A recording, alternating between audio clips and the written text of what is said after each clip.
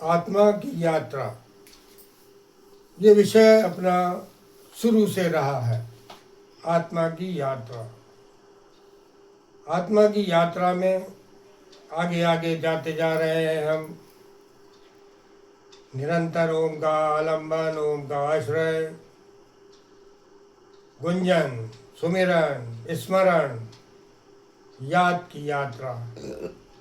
अपने को याद रखना होगा, निरंतर याद रहे कि मैं आत्मा हूँ, मैं विशुद्ध आत्मा हूँ। शरीर का भान हटा दिया जाए दिमाग से। याद ही मत रखो कि मैं शरीर हूँ, हमेशा याद रखो कि मैं आत्मा हूँ, मैं आत्मा हूँ। जितना स्मरण होगा इस आत्मा का, उतना आप आत्मा के नज़दीक आते जाएंगे। वैसे तो आप आत्मा ही हो, उसमें कोई शक नहीं है, लेकिन बताना पड़ता है कि वैसे वैसे आप आत्मा के नज़दीक आते जाओगे, जैसे जैसे आप आत्मा के सुमिरन, मनन, स्मरण निरंतर बना रहेगा। जितना स्मरण बना रहेगा आपका आत्मा का, उतने आप आत्मा के नज़दीक आते जाएंगे। ईश्वर का अंश है और आप ईश्वर के अंश हो, इसलिए आत्मा तो हो ही आप, मगर अनुभव ना होने की वजह से, अनुभव नहीं है अपने होने का, अपने आत्मा होने का, स्वयं प्रकाश का, जो स्वयं प्रकाश, इसलिए सारी दिक्कतें खड़ी हैं। क्योंकि इस आत्मा की यात्रा में ये कभी याद ही नहीं रहता है, ये कभी याद ही नहीं रहता है कि मैं आत्मा हूँ।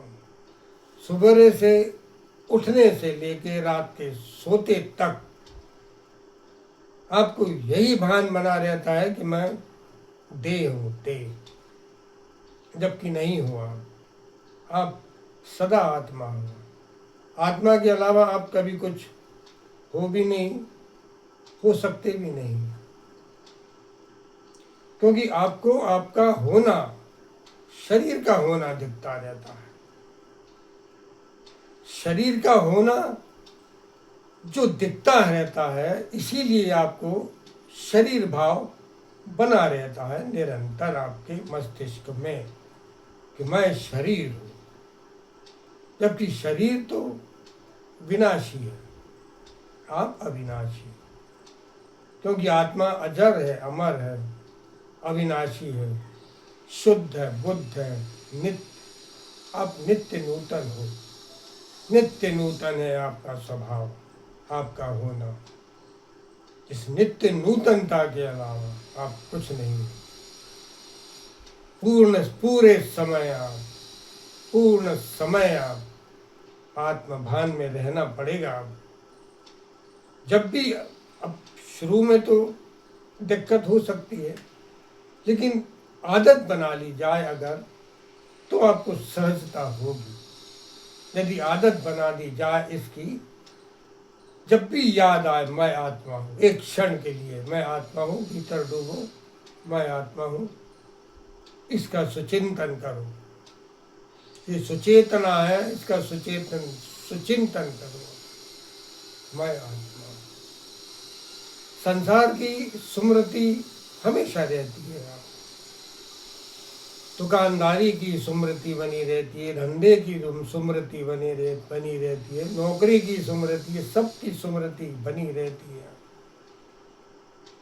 सिर्फ एक आत्मा की स्मृति से आप वंचित हो जाते। ये यदि स्मृति आप बना के रखें होश के साथ, क्योंकि उसी आत्मा का एक नाम होश भी है। अगर ये स्मृति बनी रहे आपकी कि मैं आत्मा हूँ, बहुत फायदा करेगा।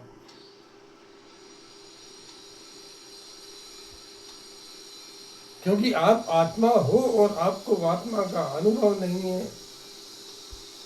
भान नहीं है आत्मा का, ये बड़ा आश्चर्य होता है। जो आप हैं उसी का आपको पता नहीं है। जो आप नहीं हैं उसको सीने से लगा कर घूम रहे हैं।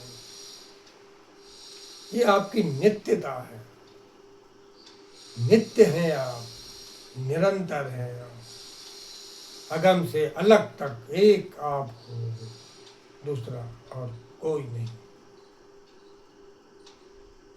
इसीलिए तो इस आत्मा की यात्रा का आयोजन किया है मैंने कि एक भी आदमी अगर आत्मा में उतर जाता है तो मेरा बोलना धन्य हो जाएगा। एक भी व्यक्ति अगर इस आत्मज्ञान में उतर जाए, आत्मा के अनुभव में उतर जाए, अपने होनेपन में उतर जाए, अपने स्वभाव में आ जाए, तो मेरा ये एपिसोड बनाना धन्य हो जाएगा। औचित्य और कोई नहीं है, औचित्य सिर्फ यही है कि जो आत्मा का विराट अनुभव मुझे हुआ, उस आत्मा की विराटता का तो कितनी विशाल है, कितनी विराट, आपको यकीन नहीं आएगा। जिस क्षण, जिस दिन आप आत्मा के अनुभव में उतरेंगे या अस्तित्व आपको आत्मा में उतारेगा, उस दिन आपको समझ में आएगी कि आत्मा कितना विराट है। ब्रह्मांड अदना मालूम पड़ेगा, अदना छोटा सा। इसका वजन इतना है कि अगर 8-10 हिमालय एक के ऊपर एक रख के आपके ऊपर रख दिए जाएं, सोचो आपका हाल कितना विराट है हिमालय, कितना विशाल है ये हिमालय पर्वत। और ऐसे 8-10 हिमालय एक के ऊपर एक रख दिए जाए, वो उनका वजन आपके ऊपर रख दिया जाए, इस तरह वजन है इस आत्मा का। जिस दिन अनुभव होगा उस दिन समझ में आता है ये आत्मा की विराटता, आत्मा का वजन। क्योंकि एक क्षण को भी अगर आत्मा के अनुभव में अस्तित्व लेट हो जाए, अस्तित्व का एक हिसाब बना रहता है, उसी हिसाब में अस्तित्व आपको आत्मा में उतारता है।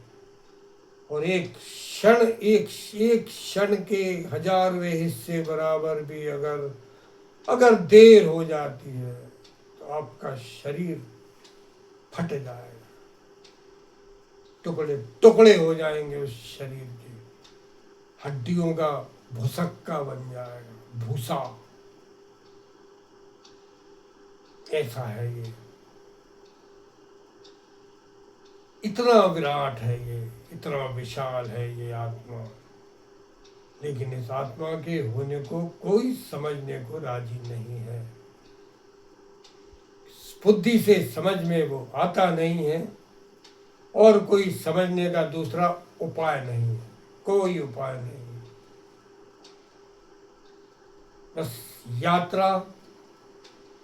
यात्रा में लगे रहो, ओम का आश्रय लेके, परमात्मा का आश्रय, परमात्मा की स्मृति, परमात्मा का नाम जप